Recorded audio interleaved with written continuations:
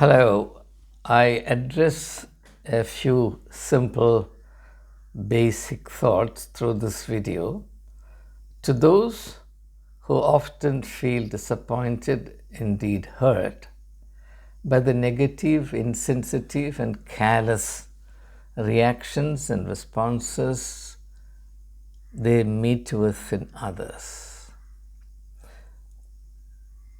More often than not, we are disappointed by the responses from the people from whom we expect better. In our perception, we are doing something useful, meaningful. In fact, we are putting ourselves to great efforts in order to do this.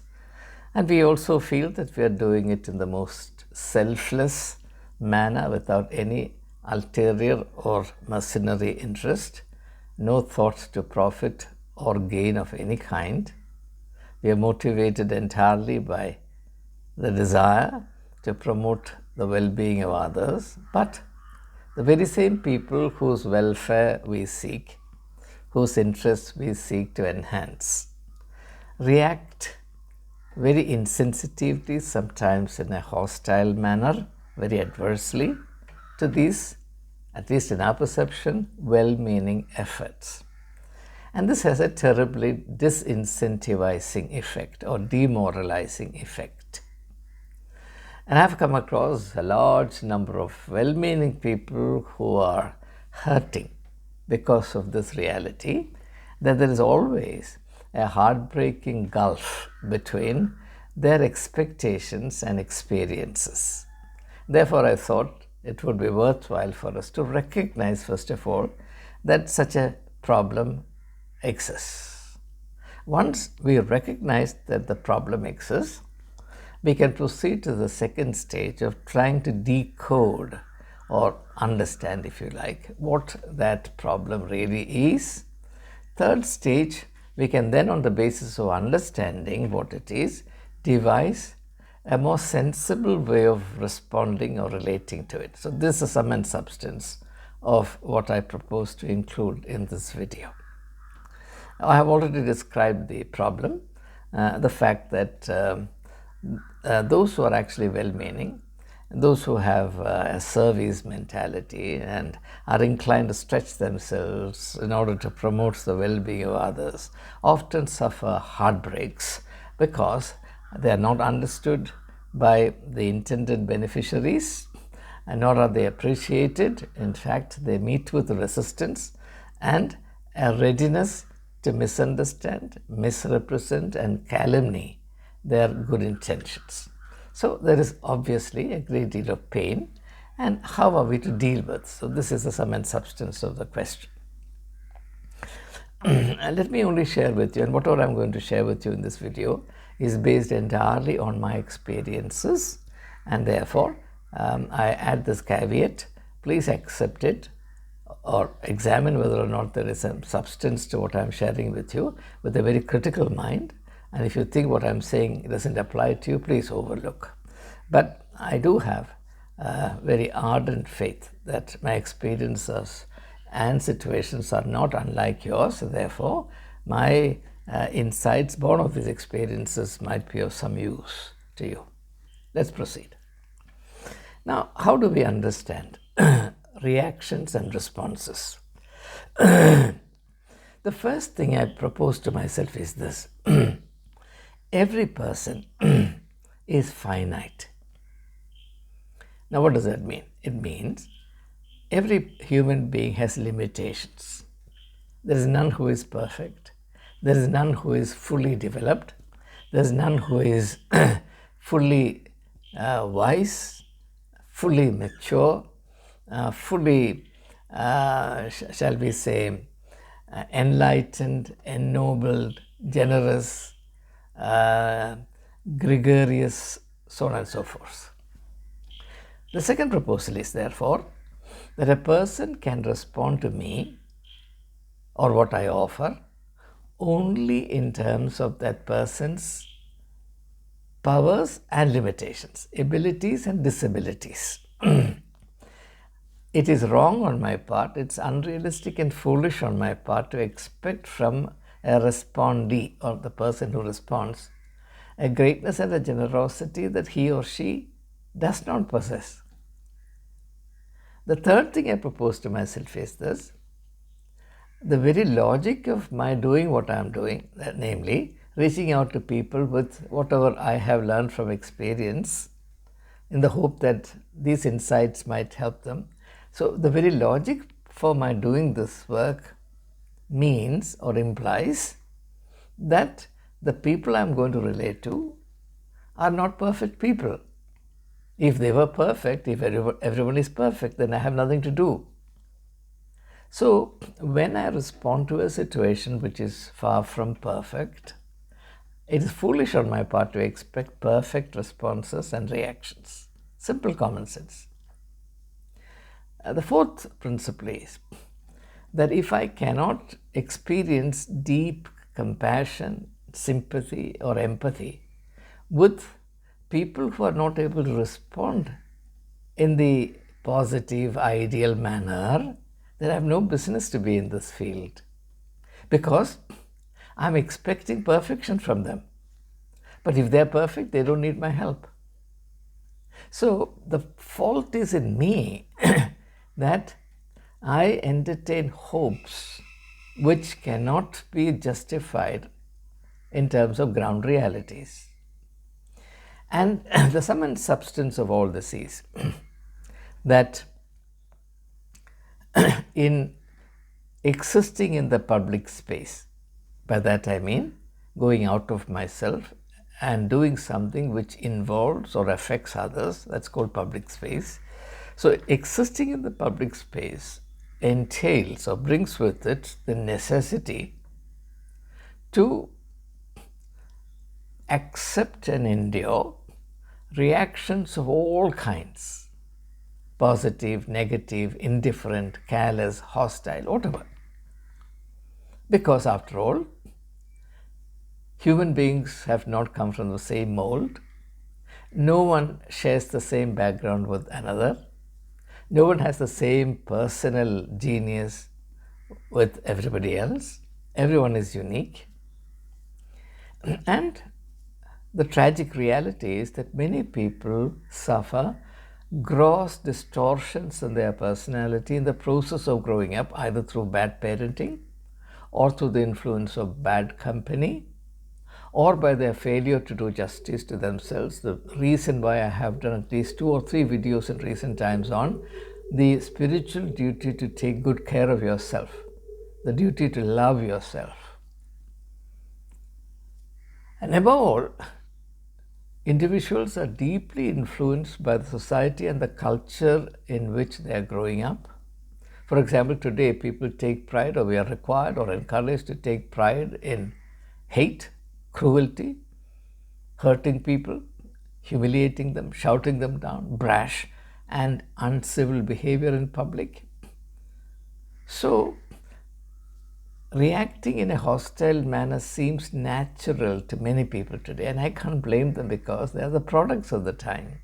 They're infected by the spirit of the times. So if I'm not able to understand all of this, then what business do I have to exist in the public space? But having said this, I'll now go on to say a few more things, then I close.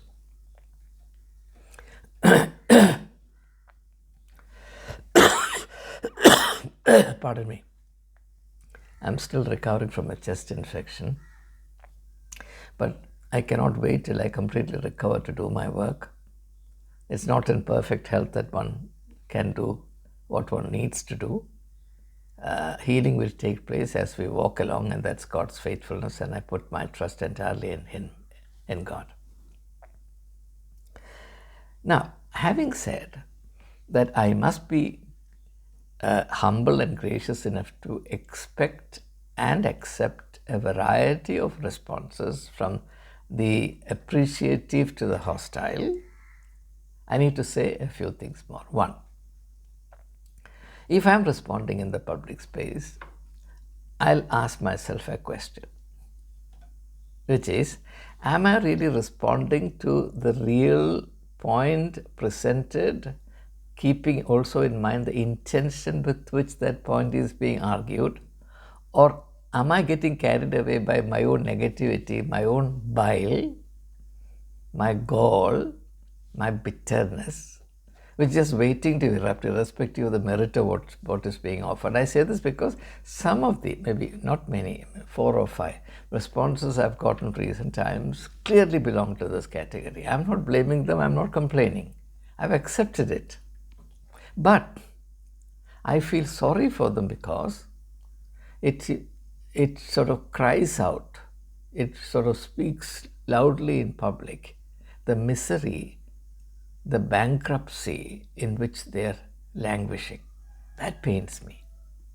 What pains me is not that I am being maligned. What pains me is the poverty of their state. That's a heartbreaking reality. It is keeping this in mind that Jesus said, and you find that in the 7th chapter of Matthew's Gospel, I think it's verse 5, if I'm not mistaken, cast not your pearls before swine, lest they turn around, trample them underfoot, and they trample them underfoot, turn around and rend you. In other words, there are some people whose degradation has gone beyond limits of repair, so that all that they can do is to react negatively and destructively to anything that is offered to them. So it's a very unfortunate state.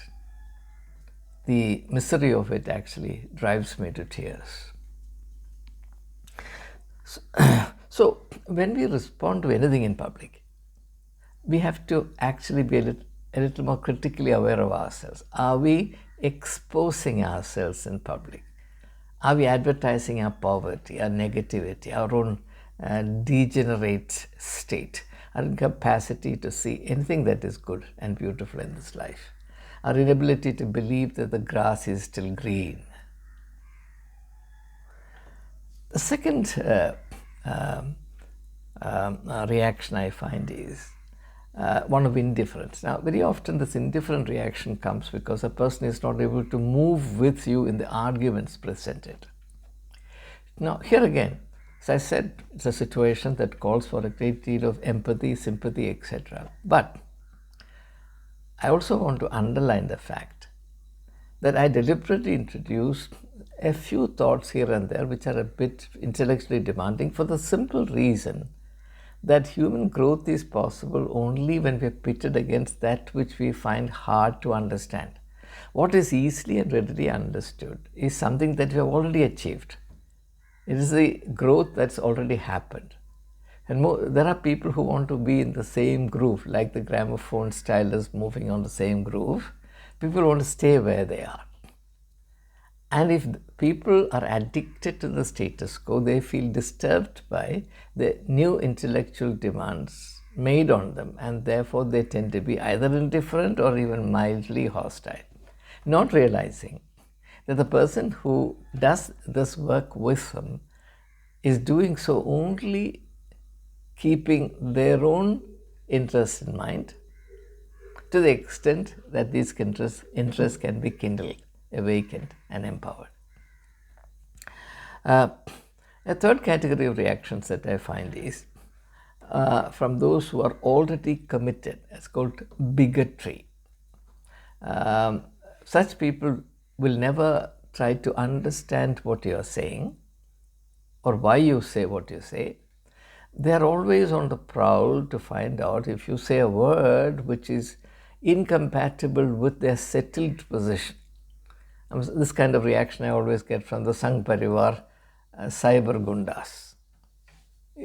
They simply don't understand or even make an attempt, a rudimentary attempt, to understand what I'm saying, simply because I have the image of being a Christian, and that is complicated by the image of having been a priest.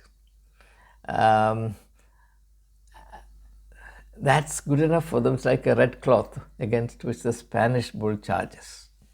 Such reactions I have faced plenty in times past, and even today it happens.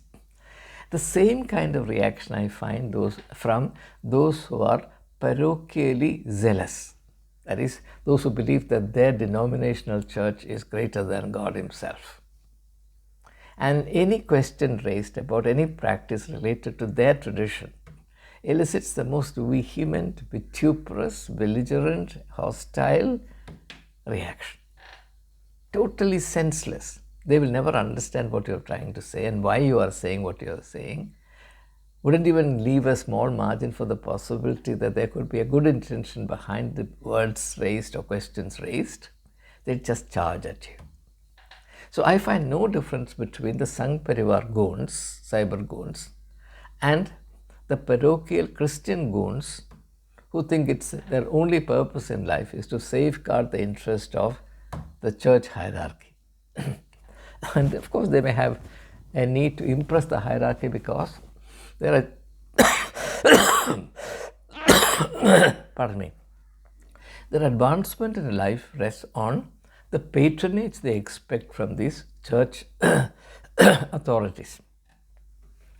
But again, with great gratitude, I must also place on record the fact that there are a growing number of people today who are becoming increasingly open to the new insights or different insights based strictly on the teachings of Jesus Christ that I provide through this channel and have in the past provided through eye-to-eye channel. I decided to open this channel or activate this channel mainly because the viewership in eye-to-eye is of a particular kind. From them, I cannot expect the kind of spiritual and mental stamina I can expect from each one of you. I am not disowning eye-to-eye at all. I think that eye-to-eye has its place. eye-to-eye is doing a fantastic job.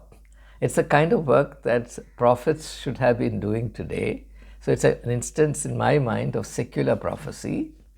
There is a need to call out the wicked and the perverse who practice piety only as play acting. So there is a very, very important niche which is now occupied by eye-to-eye. It continues to do its work. But my calling is slightly different from that. It is not contrary to that at all. The kind of viewership I have is different. And I thank God for it. I thank each one of you for your patience, your willingness to listen, follow up my arguments. Some of them are demanding.